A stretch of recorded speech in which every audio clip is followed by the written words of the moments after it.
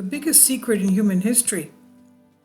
History has many aspects, the ones we know, the ones we can't see, and the ones that are hidden from us at all costs. Why is this happening? Why shouldn't we have knowledge of everything? Among so many secrets, what follows may be the greatest secret in human history. Plutarch had told people around him that Lucullus had lined up his troops in battle position when suddenly the air was rent and a flaming body in the shape of a jar fell between the two troops. The two factions abandoned the battlefield after the appearance of the unidentified flying objects. Now let's go to Plutarch's description of possible UFO in the Mithridatic War. Now we know that even we've had ancient Greek texts telling us that Alexander the Great went into the Taklamakan desert of Mongolia because he was to find UFOs there, and 10,000 of his troops died on that campaign. And what did he go there for? Well, we know that there are other texts telling us that he was given the lightning rod of Zeus, with which what he used his campaigns to win and conquer the areas that he was going through, and that it was an Atlantean ancient technology device. Now let's go to this, the Plutarch, describing possible UFOs in Mithridatic War.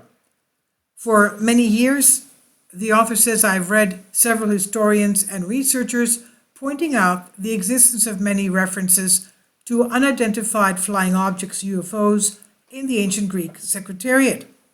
In the texts, well, it's not only the ancient Greek texts, we have them in the ancient Hindu texts, we have them in the ancient Egyptian texts, the ancient South American texts, and also the Asian texts, China, Korea, Japan. So almost rarely did someone provide further information about the ancient Greek texts, such as specific books, chapters, verses. So the author says, I could do my own study. He says, yesterday after a while I found Plutarch's work, Lucullus, from the Parallel Lives, and reading it I remembered a report that had been made for this particular project regarding the appearance of an unidentified flying object during the battle.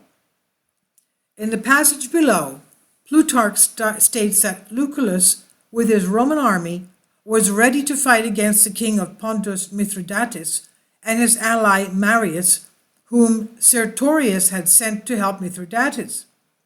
While the Roman army was arrayed against the army of Mithridates, and everything was ready for the battle to begin, suddenly an unidentified flying object appears from the clouds. Quote, standing in view of the wars and admiring the multitude, it wished to refrain from fighting and to waste time. Marius IV, whom Sertorius sent from Iberia, that's Spain, with a strong general Mithridates, answering him and being provoked, placed me in the ranks as a contender.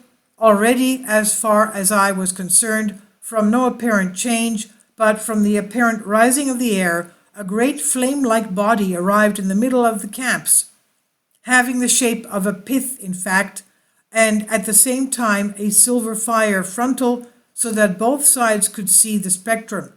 This then, when they saw the Pyria, the fire, about the so-called Ortiras, the passion happened. End quote. Translation. When he saw the enemies, he was surprised by their multitude and wanted to avoid the battle and to delay because Marius, whom Sertorius had sent from Iberia to Mithridates as a general with a military force, met him and was challenging him. He lined up to fight, and while they were already marching towards the conflict without any apparent change taking place, the wind opened and a great body like a flame was seen rushing down, very much like a jar in shape and glowing silver in color, and both armies were terrified by the vision, retired. They just fled, right? So that this happened in Pyria near the so-called Ortia. So the event occurred during the Third Mithridatic War, the year 74 to 66 BC. This is from Plutarch, Lucullus, chapter 8, verse 5 and 6. So this is a verse concerning the landing of a UFO in the middle of this battlefield, and which caused both armies to retreat and to disperse. This is from Plutarch's possible UFO in the Mithridatic War description. Please leave your comments, and thank you for your support. Finally, support my Patreon account. The daily posts are 5 videos daily, and they are totally different from what I have on my YouTube channel. Thank you so much for your support, and that you find all my content so interesting. You'll find the Patreon account details in the description box below.